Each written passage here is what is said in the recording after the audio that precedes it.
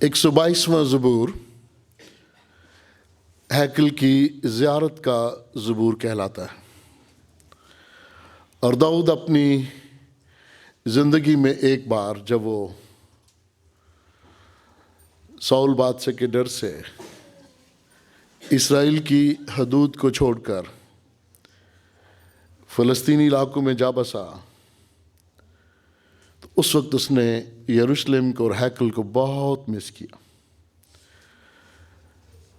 जब हम तवारीख का मुताला करते हैं तो दाऊद के बारे में पढ़ते हैं कि वो इतना याद करता है हैकल को, मैं और आप उसके जज्बात का अंदाज़ा नहीं कर सकते। कहते हैं मुझे वो सीन, वो नज़ारा बहुत पसंद है जब मैं जमात के साथ गाता हुआ नाचता हुआ हैकल में जाता था। और ये बड़ी ही ख़ास बात है आज हमारे लिए भी।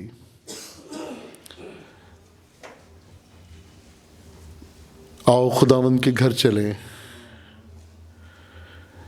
और उसके फाटकों के अंदर जाएं। और यरूशलेम तो ऐसे शहर की मानद है जो गुंजान हो, सदा आबाद रहने वाला, जहाँ कबीले यानी खुदावंद के कबीले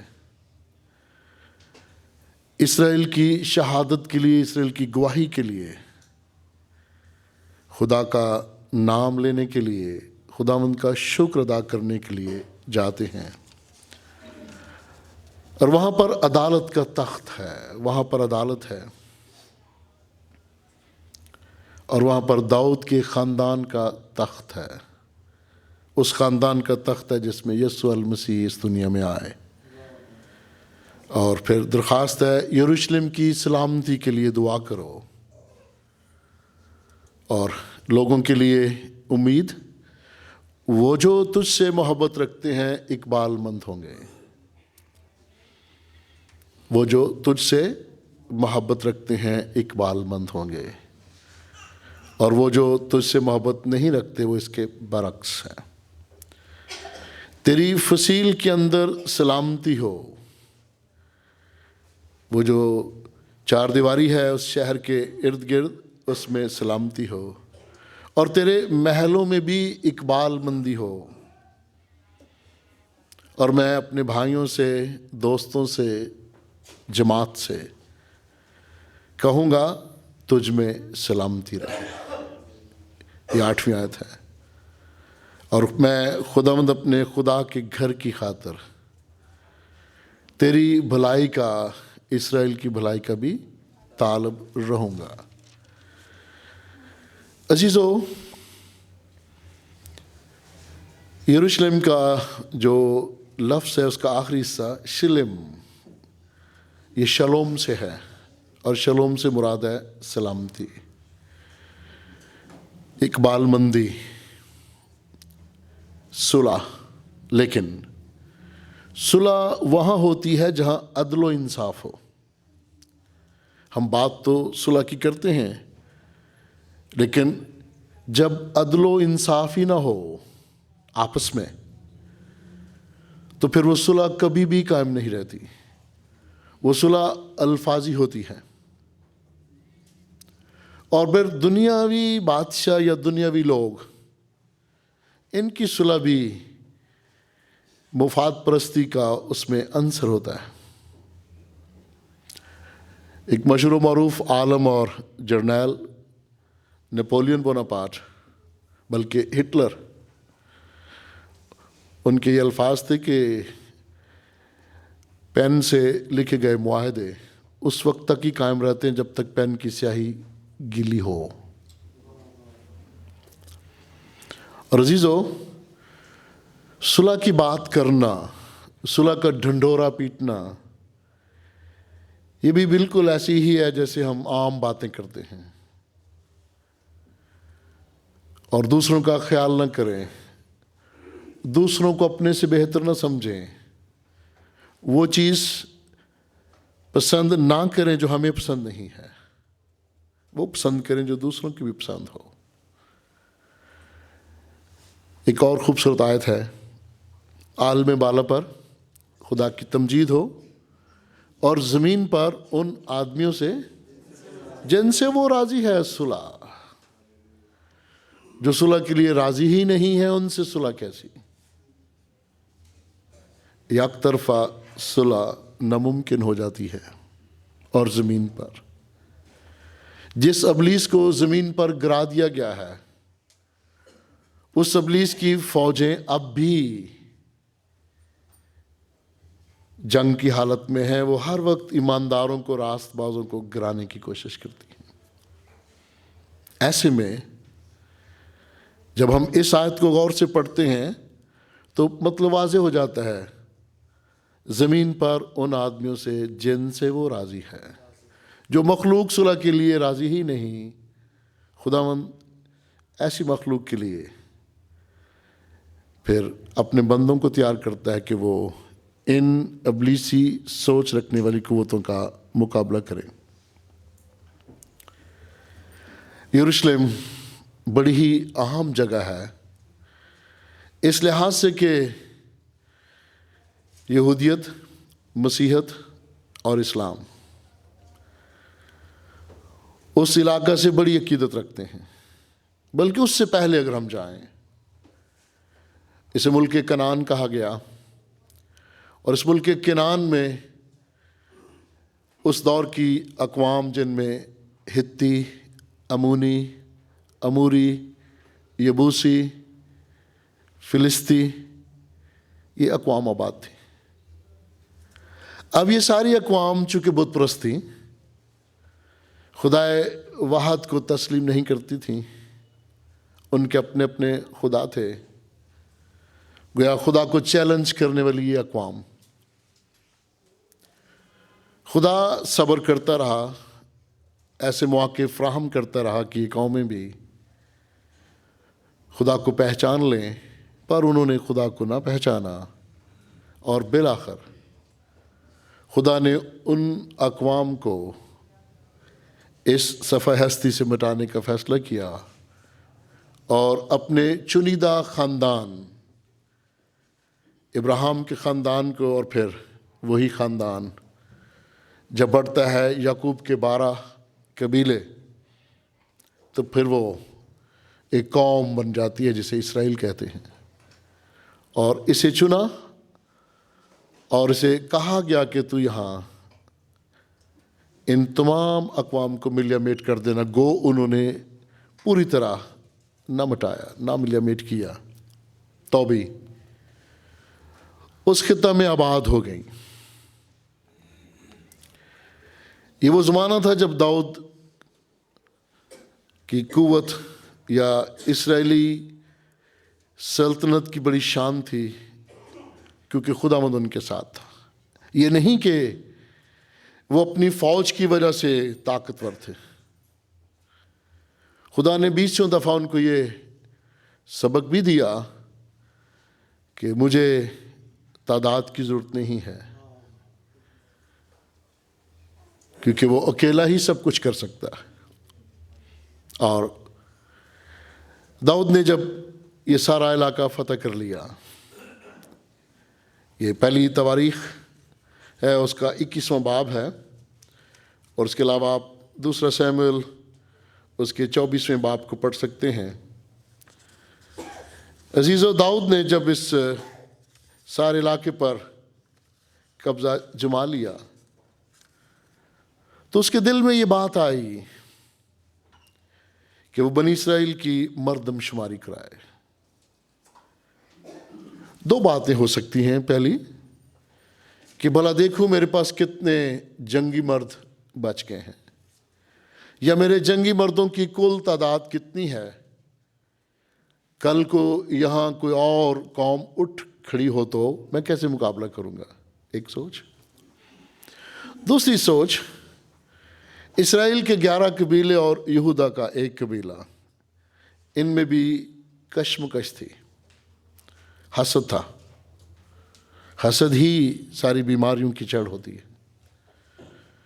याकूब और यसऊ की कहानी भी आप जानते हैं, कायन और हाबिल की कहानी भी आप जानते हैं।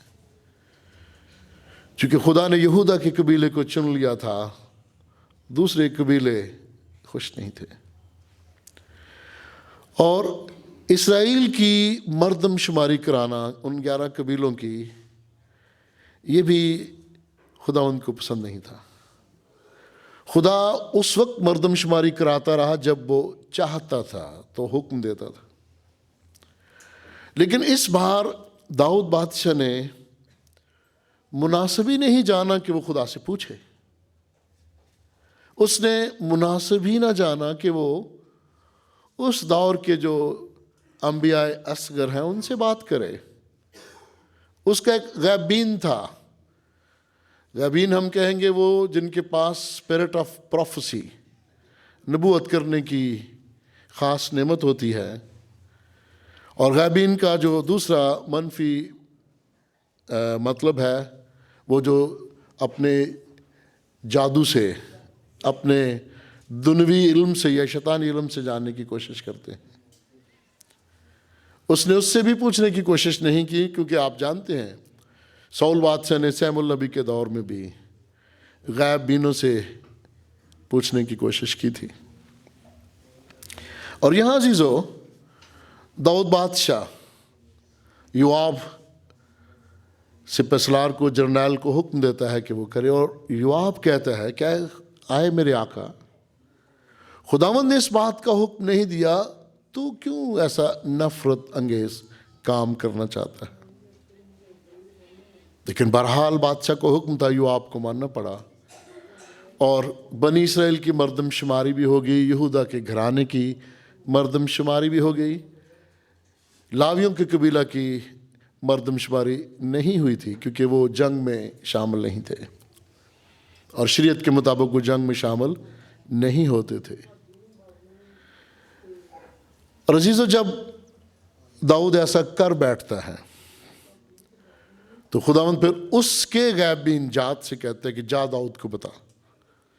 जिस तरह दाऊद की ज़िंदगी में एक बार खुदा नातन को भेजता है, वैसे तो नातन 2-3 बार खुदा का पैगाम लेकर उसके पास आता है, लेकिन एक ख़ास वाक़या बैतशबा वाला ना, खुदा नातन के वसीलों से बात करता। और अब खुदा जात को कहता है, जा उसको बता। 3 चीज़ें हैं वो अपने लिए चुन ले, 3 सज़ाएं हैं वो अपने लिए चुन ले। यानी एक सज़ा ये थी कि तुझे मैं गैर कौमों के हवाले कर दूं, मैं ज़रा पढ़ूंगा वो, तू 3 सज़ाओं में से एक चुन ले, या 3 महीने तक मैं तुझे तेरे दुश्मनों की तलवार के नीचे कर दूं। 3 महीने तक, पहली सज़ा। दूसरी सज़ा और चॉइस, या कहत के 3 बरस चुन ले, ये दूसरा चॉइस। और तीसरा चॉइस, या 3 दिन खुदावंद की तलवार, यानी मुल्क में वबा रहे, बीमारी रहे, और उस वबा और बीमारी में खुदावंद का फरिश्ता इस्राएल की सब सरहदों में इस्राएल के बच्चों को मारता रहे। 3 महीने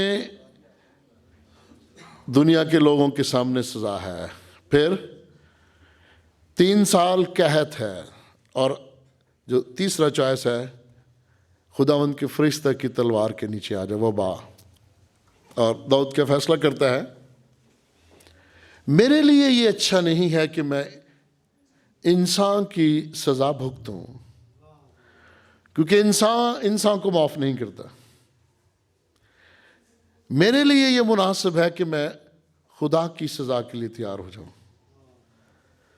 क्योंकि खुदा जो रहम करने वाला है वो बिलाखिर मुझ पर रहम कर देगा। तीसरी सज़ा का चुनाव किया, और कोई चॉइस ही नहीं था, तीनों में से चुनो। और फिर दाऊद ने जात से जो गैबीन था कहा, मैं बहुत बड़े शिकंजा में हूं, मेरे लिए अब कोई और चॉइस है ही नहीं, मैं बहुत बड़ी मुसीबत में हूं। लेकिन अजीजों, अब उसने खुदावंद की सज़ा मांग ली थी और क्या हुआ, खुदावंद ने इसराइल में वबा भेजी और इसराइल में एक रात में, एक दिन में 70,000 आदमी मर गए। और खुदा ने एक फरिश्ता को यरूशलेम में भेजा कि उन्हें हलाक करे। और अजीज़ो, जब वो हलाक करने ही को था तो खुदावंद देखकर उस बला से मलूल हुआ, रंज हुआ। यानी जो बात दाऊद बादशाह के दिल में थी वही हुई कि खुदा बिलाखिर मुझ पर रहम करेगा। और अजीज़ो, फिर हलाक करने वाले फरिश्ता ने अपना हाथ खींच लिया। हुक्म है खुदावंद की तरफ से। और अब खुदावंद का एक फरिश्ता एक बहुत बड़ा खिलान है, खिलहान, जहाँ पर वो मूंजी वगैरह को ना पत्थर मार के फला खिलान, वहाँ पर चट्टान है वो, वहाँ पर वो खड़ा है। अच्छा, खुदावंद का ये फरिश्ता बड़ा ही अजीबोगरीब फरिश्ता है। आम फरिश्ते तो ज़रा जिनका जिक्र है बाइबल में, कद काट में इतने लंबे नहीं हैं, उनके चेहरे इतने जलाली नहीं हैं, पर यह फरिश्ता जो है आसमान और ज़मीन के बीच खड़ा है और उसके हाथ में नंगी तलवार थी जो यरूशलेम पर बढ़ाई हुई थी। और दाऊद और उसके साथी टाट ओढ़कर और ऊंधे मुंह गिरे और खुदावंद को सिजदा करने लगे और रहम की दरख्वास्त करने लगे। और दरख्वास्त क्या है? आए खुदावंद, मैंने गुनाह किया। दाऊद की ज़िंदगी के वाक़यात के जब हम मुताले करते हैं तो मुझे वो वाक़या भी बड़ा अच्छा लगता है, बैतसबा वाला भी। आए खुदावंद, मैंने तेरा गुनाह किया। और यहाँ भी कहता है कि खुदावंद, मैंने तेरा गुनाह किया। और गुनाह तो मैंने किया, ये बड़ी शरारत मुझसे सरजद हुई। इन भेड़ों का क्या कसूर जो मेरी गलती से, मेरी वजह से हलाक हुए हैं? 70,000। आए खुदावंद, तू अपना हाथ मेरे और मेरे बाप के गिराने पर बढ़ा, उन्हें मार दे। और मैं अक्सर फौतगियों पे माओं को देखता हूँ, जब उनका बेटा या बेटी या वालिद को देखता हूँ या भाइयों को देखता हूँ, और बिलखसूस माओं को, वो जब रोती हैं, चिल्लाती हैं तो कहती हैं क्या खुदावंद तू मुझे उठा ले, मेरे बच्चे को ना उठा। और यहाँ दाऊद कहता है, ऐ खुदावंद तू मेरे और मेरे बाप के घराने के खिलाफ उन्हें सजा दे, इस्राएल के दूसरे कबीलों को छोड़ दे। और फिर खुदावंद मुआफ़ करता है। और खुदावंद के फरिश्ता ने फिर जात को हुक्म दिया है, गैबीन को, कि जा दाऊद को कह। खुदावंद डायरेक्टली दाऊद से अब हम कलाम नहीं हो रहा। जब हम नाफरमान हो जाते हैं और खुदा का मुकाबला करते हैं, खुदा की हुक्म अदूली करते हैं, तो खुदा भी खामोशी इख्तियार करता है। और आप जानते हैं बनी इसराइल के गुनाह की वजह से मलाकी नबी से लेके मत्ती तक का जो दौर है वो 400 साल की खामोशी है। खुदावंद किसी से हम कलाम नहीं होता। उसके बाद मत्ती की इंजील में आके हम फिर देखते हैं खुदा फरिश्तगान के वसीले फिर अपना जलाल दिखाता है और कलाम करता है। अब जात को क्या कहा गया कि दाऊद से कहो कि जहां तू खड़ा है इस खैलान में खुदावंद के लिए एक कुर्बान गाह बना। और दाऊद ने वैसा ही किया। अब हुक्म मानने लगा है, लेकिन डरा हुआ है। दाऊद के ज़माना में और सैमुल नबी के ज़माना में हबरून में जाया करते थे ये लोग। वहाँ पर इनकी एक बड़ी खूबसूरत कुर्बानगाह थी। वहाँ जाके उसने चाहिए था कि वहाँ भी जाके वो अपनी कुर्बानियाँ गुजरानता, लेकिन इतना डरा हुआ था कि उसने जुर्रत ही नहीं की कि मैं अब उस इलाका में जाऊं। और वो फौरन उस खेत के मालिक के पास जाता है, और उसका नाम है, उरनान भी है और रोना भी है, दो अल्फाज लिखे हैं दो किताबों में। और उसके घर की तरफ जाता है और फौरन उरनान बाहर आता है और वो झुककर दाऊद बादशाह को सिजदा करता है। और दाऊद कहता है कि देख, खुदावंद यहाँ ज़ाहिर हुआ है और खुदावंद का हुक्म है कि यहाँ कुर्बानगाह बनाई जाए। और लिखा है उरनान के और उसके 4 बेटों ने भी उस बहुत बड़े फरिश्ता को जो आसमान और ज़मीन के बीच में था, उसकी बैक साइड, उसके पिछले हिस्से को देखा था। और उरनान के बच्चे छुप गए, 4 बच्चे छुप गए। गोया उरनान भी ज़हनी तौर पर राज़ी था और उसने दाऊद को कहा कि आए बादशाह, ये सारा खेत, ये खिलान तेरे लिए है, तू यहाँ मस्बगाह बना।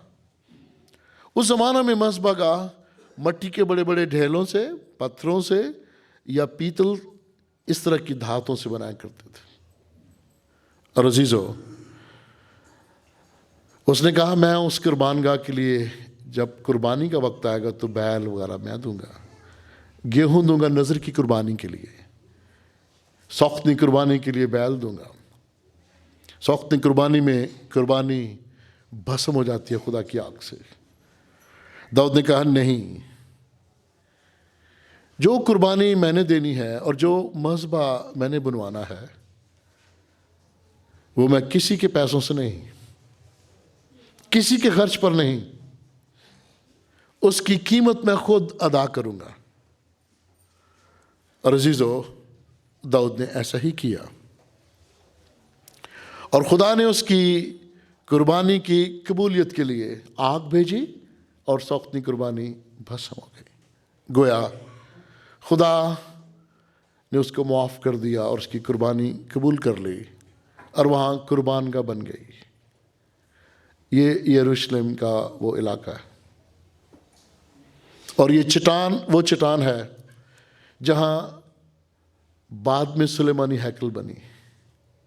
और ये वो चट्टान है जहाँ पर अजीज़ो सन 691 में, मसीह की आमद के बाद की बात है, सन 691 में मस्जिद अक्सा बनी और तकरीबन 722 साल कबल अज़ मसीह असूरियों ने इस यरूशलेम को फतह कर लिया था। असूरियों से मुराद है कनान के कदीम लोग या बाबल के लोग। यानी दाऊद बादशाह ने जो मस्बगाह वहाँ बनाया, उसकी तारीख हम यूं देखेंगे कि वो खुदावंद यीशु मसीह से 1000 साल पहले इस दुनिया में आता है।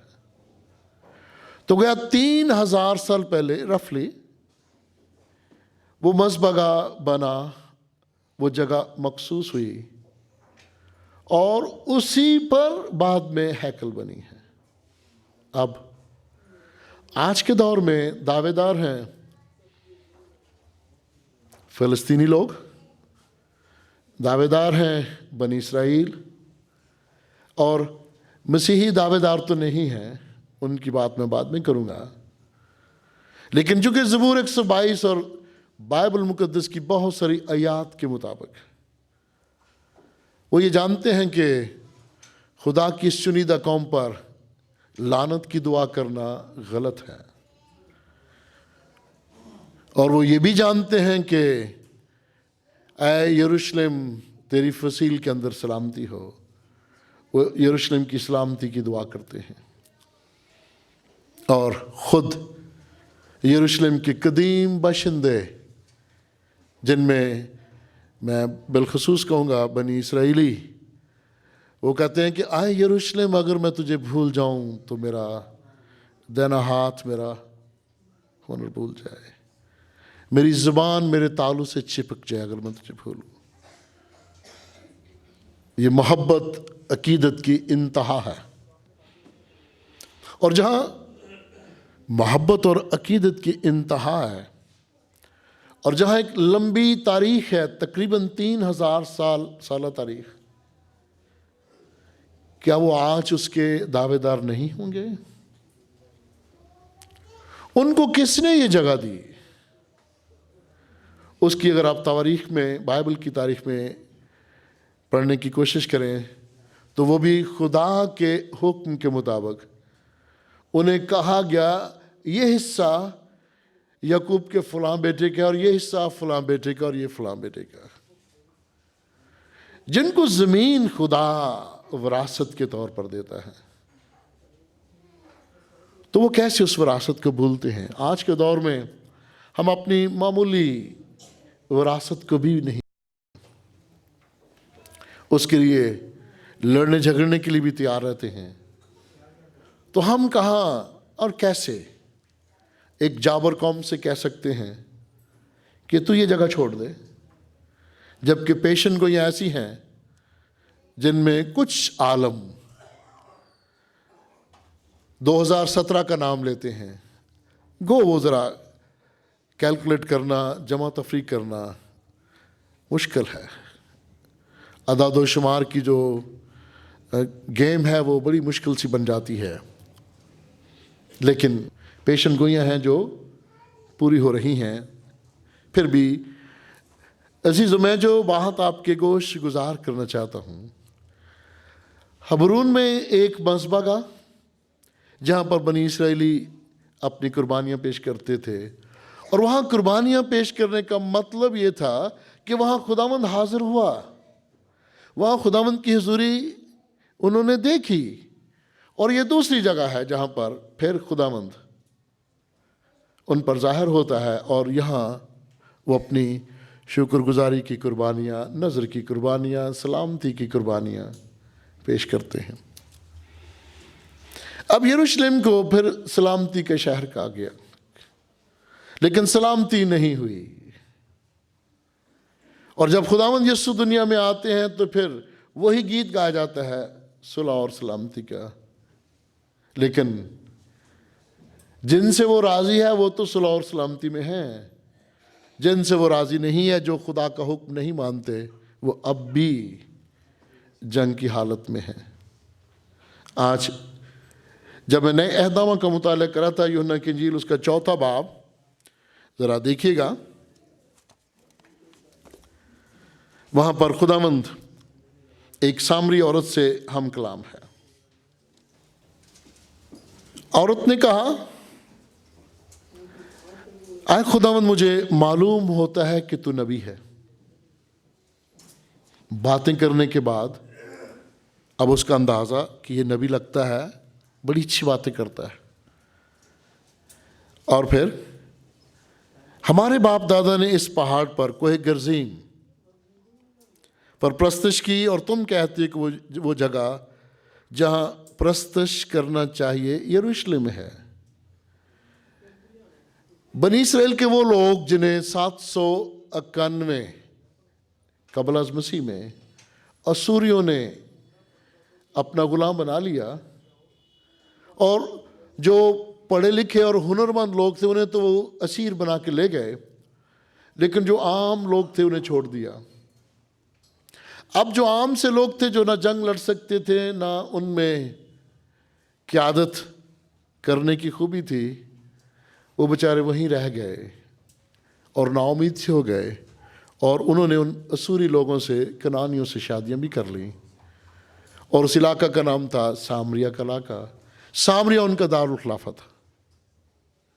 और जब उनसे शादियां कर लीं तो वो यहूदी अपनी शरीयत पर भी चलना चाहते थे, पर वो जो गैर अक़वाम जिनसे उन्होंने शादियां की थी, वो रस्म और रिवाज भी उसमें शामिल हो गए। तो फिर वो शरीयत की तफसीर, शरीयत की तशरीह भी फ़र्क अंदाज से करने लगे। और चूंकि उनकी तशरीह यरूशलेम के रहने वाले यहूदियों से मुख्तलिफ थी, तो यरूशलेम के यहूदियों ने, इसराइलियों ने हमेशा ये कहा कि जो सामरी हैं, सामरिया के रहने वाले लोग, ये इसराइल के खुदा को सही तौर पर नहीं जानते और उसकी सही तौर पर तशरीह नहीं करते, तो उन्हें पैगन्स, काफिर कहा गया। और ये नफरत की इंतहा थी। यानी यहूदी उस इलाका के अंदर से, शहर से गुजरना पसंद नहीं करते थे। उन्हें ज़्यादा फासला करना भी पड़े तो वो बाहर से होके जाते थे कि यहाँ इनके दरमियान से नहीं गुजरना है। आज मेरा नहीं ख्याल हम इस तरह का माहौल देखते हैं कोई इतनी नफरत करे। हाँ, हिंदुओं के ज़माने में थी, वो अपने सहन में दूसरों को नहीं आने देते थे, कहते थे पलीत हो गया है। लेकिन अजीज़ो, अब यही औरत, सामरी औरत, वो कहती है कि यरूशलेम में भी इबादत करते हैं, प्रस्तश करते हैं, और हम कोहे गर्जी में, और ये सिकम का इलाका है, और यहाँ पर इब्राहिम ने भी कुर्बानगाह बनाई थी। तो कहते ये वही जगह है, और यही जगह पर इसहाक की कुर्बानी होने वाली थी। तो कहते हैं ये जगह भी बड़ी पाक है। अजीज़ो, यीशु का फरमान 21वीं आयत, यीशु ने कहा, आए औरत, मेरी बात का यकीन करो कि वो वक्त आता है कि तुम ना तो इस पहाड़ पर बाप की प्रस्तश करोगे और ना यरूशलेम में, ना ही सिकम के इलाका में कोहे गर्जीम में, और ना ही यरूशलेम में तुम जिसे नहीं जानते उसकी प्रस्तश करते हो। तुम अनदेखे खुदा की प्रस्तश कर रहे हो। तुम नहीं जानते, हम जिसे जानते हैं उसकी प्रस्तश करते हैं। हम जिसे जानते हैं उसकी प्रस्तश करते हैं। इशारा खुदावंद का उन यहूदी ईमानदारों की तरफ है जो मसीह के मुंतजर थे। मगर वो वक्त आता है, बल्कि अभी है, कि सच्चे परस्तार बाप की प्रस्तश रूह और सच्चाई से करेंगे, क्योंकि बाप अपने लिए ऐसे ही प्रस्तार ढूंढता है। खुदा रूह है, और ज़रूर है कि उसके प्रस्तार रूह और सच्चाई से उसकी प्रस्तश करें। न मसला कोहे गर्जीम सिकम के इलाका का है, और न मसला यरूशलेम के इलाके का है। शरीयत का वो दौर जब हुक्म था कि यहाँ कार मज़बा बना, अब नया दौर, फजल का दौर। खुदावंद कहता है, देख मेरा नाम तो इमैनुएल है, और मैं तुम्हारे साथ साथ हूँ। जहाँ 2 या 3 मेरे नाम से इकट्ठे होंगे, वहाँ मैं हाजिर और नाजिर हूँगा।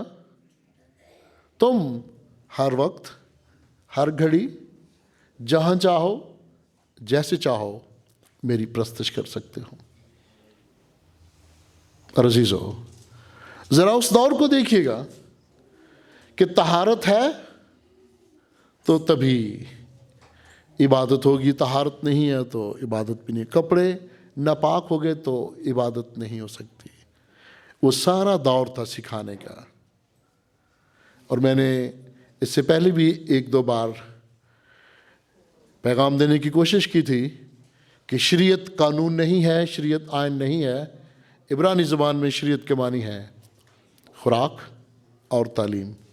और खुराक और तालीम दूध पीते बच्चे से लेके लड़कपन, नौजवानी और जवानी, मुख्तलिफ हालतों में, मुख्तलिफ अदवार में बदलती रहती है।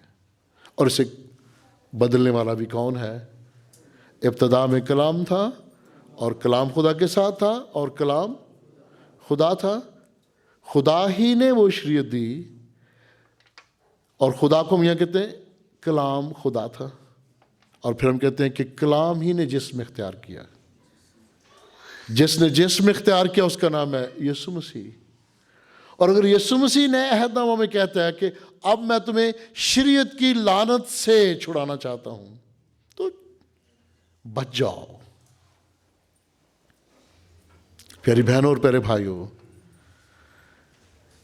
दुनिया में ऐसी अक़वाम जो अपनी तारीख को ही सामने रख के चलना चाहती हैं, या अपनी ज़िद को, अपनी अना को, या उस मौरूसी इलाका को,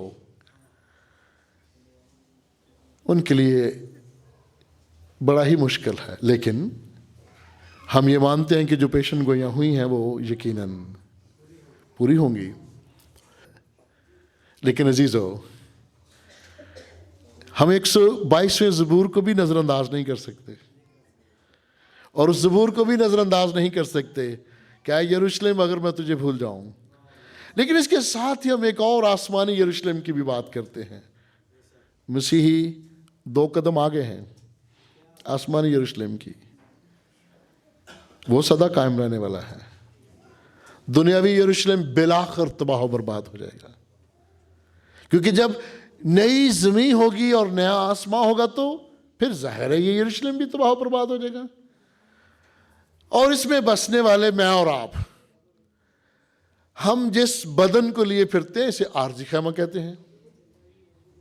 ये आरजी खैमा भी तो तबाह होगा ना, हमें तो नया बदन मिलेगा, नया बदन और नया यरूशलेम। और प्रस्तश की शर्त क्या है? रूह और सच्चाई से।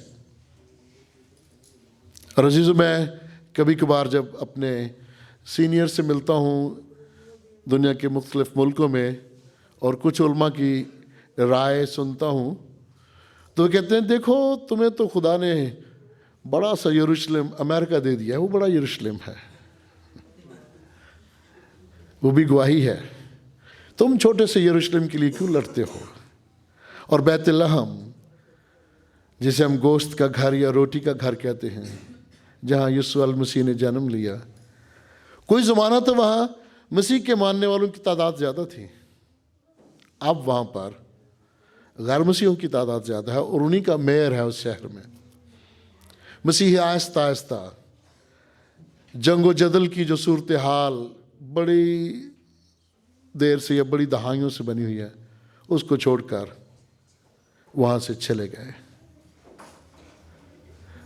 लेकिन अजीज़ों, वो ये समझते हैं कि हमने तो यीशु नाम की गवाही देनी है ना, हमने तो दुनिया को ये बताना है कि वो बात कि निजात यहूदियों में से है, यानी मसीह के वसीले आओ, मसीह के वसीले खुदावंद के पास आओ।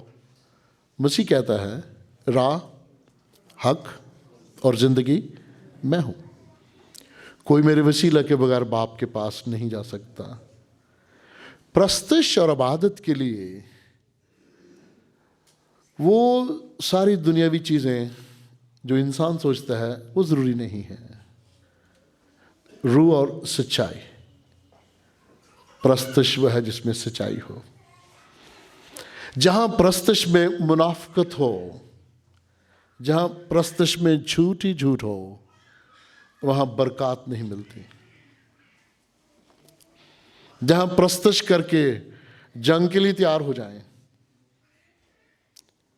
वहाँ बरकत नहीं है। सलीबी जंगों में हम किताबें पढ़ते हैं, उस ज़माना में ज़ाहिर है रोमन कैथोलिक चर्च वो एक ताकतवर फोर्स थी और उनका मुकाबला भी सुल्तान सलाहुद्दीन यूबी से हुआ, और वो जंग इसलिए हार गए कि पूरे यूरोप ने उनका साथ नहीं दिया था। लेकिन खुदा भी उन्हें शायद कुछ सबक सिखाना चाहता था, और वो जंग में जाने से पहले क्या करते थे? गिरजाघर में दुआ मांगने के बाद अशार बानी लेते थे और फिर कहते थे खुदावंद हमें तौफीक बख्शना कि हम ये जीतें। उनकी ये सोच थी। अब इस इलाके में बनी इसराइल भी छाए रहे, उनसे पहले यबूसी कौम, ये यबूसी कौम का शख्स था रुनान। दाऊद चाहता तो वैसे ही उस पर मज़बा बनवा सकता था और उसने इनकार भी नहीं किया। अगरचे यरूशलेम का ये सारा इलाका, मुल्क कनान का इलाका उन्होंने फतह भी कर लिया था, तो भी उसने पैसे देकर वो लिया। इब्राहिम के बारे में भी आप जानते होंगे, मैकफेला का इलाका जहां सारा को दफन किया गया। उस जमाना में जो हुकूमत करने वाले लोग थे या हुक्मरान या कबीले के सरदार थे, उन्होंने कहा था नहीं तू दफना ले अपनी बीवी को यहाँ पर। उसने कहा था नहीं, मैं मुफ्त में नहीं करूँगा, ये मैं पैसे देकर इस जगह को खरीदूंगा ताकि मेरे ख़ानदान की ये विरासत बन जाए, और आप लोग ये ना कह सकें कि परदेसी था, हमने इसको मुर्दा दफनाने दिया। और यहाँ भी अज़ीज़ो दाऊद ऐसा ही करता है। अब यबूसी भी कह सकते हैं ये जगह मेरी है, हित्ती अमूनी अमूरी भी कह सकते हैं ये जगह मेरी है। और आखिरी ज़माना में, आखिरी दौर में जब यीशु पैदा हुआ तो रोमियों की भी यहाँ हुकूमत थी, उससे पहले फारसियों मादियों की भी यहाँ हुकूमत थी। और मैं जब अखबार पढ़ रहा था और अक़वाम मुत्तहिदा के अदाद शुमार पढ़ रहा था, तो ज़ाहिर है ये दुनिया है और हम इस पे खुल के बात भी नहीं कर सकते, लेकिन हम यही ईमान रखते हैं कि अपनी सारी फ़िक्र खुदावंद पर डाल दो, उसे तुम्हारी फ़िक्र है। हमने तो इस देश में रहना है ना, हम जगह की बात भी नहीं करते, हम सूबे की बात भी नहीं करते, हम अलहदगी की बात भी नहीं करते।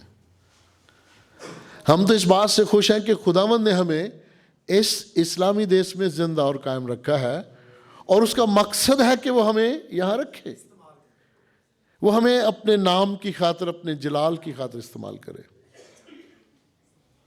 हमारी तो ये सोच है ना, हम यहाँ से भागने वाले नहीं हैं। जब तक जिंदा हैं, जब तक दम है,